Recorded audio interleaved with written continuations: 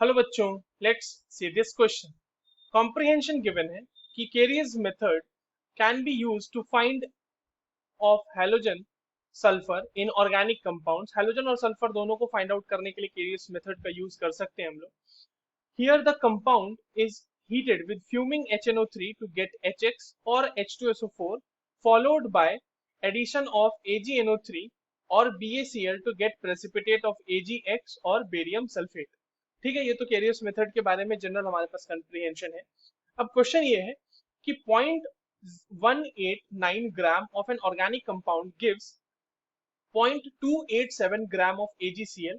The percentage of chlorine in it is, options are 18.75%, 37.56%, 55.25% and this is 74%. ये 55.25% है बच्चों। इसको थोड़ा सा इस तरह से मॉडिफाई कर लेते हैं हम लोग। यहाँ पे पॉइंट ये परसेंटेज में ही दिया हुआ है वैल्यू भी।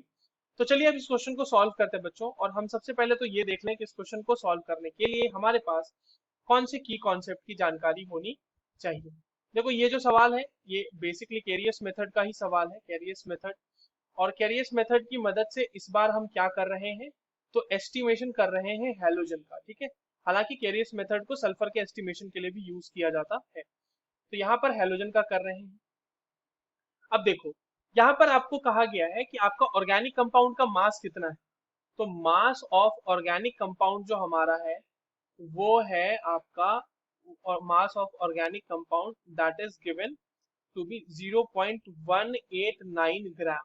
ठीक है, आपके पास AgCl का मास कितना मिला है, मास ऑफ AgCl तो वो मिला है हमें 0.287 ग्राम। ठीक है, अब देखो AgCl का बच्चों मॉलिक्यूलर मास क्या होगा, मॉलिक्यूलर मास ऑफ AgCl क्या होगा, मॉलिक्यूलर मास ऑफ AgCl तो एटॉमिक मास ऑफ Ag जो कि होता है 108 और Cl का एटॉमिक मास जो कि होता है 35.5 ग्राम।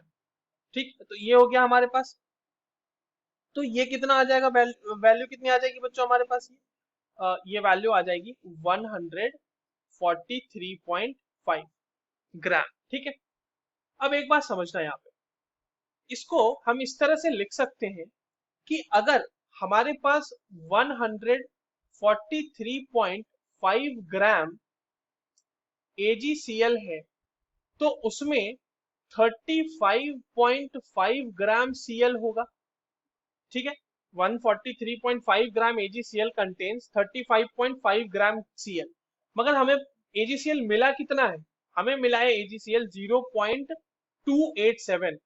तो 0.287 ग्राम AgCl में कितना क्लोरीन होगा बच्चों, तो वो हो जाएगा 35.5 डिवाइडेड बाय 143.5 इंटू 0.287। ठीक है, ये चीज हो जाएगी हमारे पास, इतना ही ग्राम हमें क्लोरीन मिला होगा। और ये सारा का सारा क्लोरीन ऑर्गेनिक कंपाउंड से ही तो आया होगा। ये जो भी मास और कंपाउंड में क्लोरीन का आ रहा है ये ऑर्गेनिक कंपाउंड से आया होगा, क्योंकि वही क्लोरीन का सोर्स है हमारे पास इस टेस्ट में।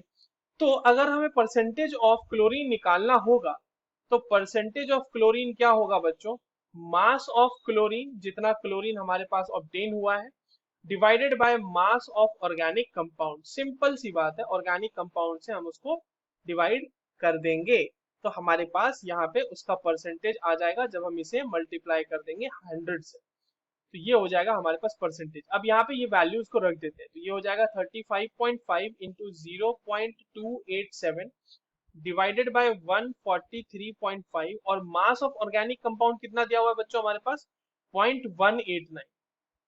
तो ये हो जाएगा 0.189 इंटू 100, ये हो गया।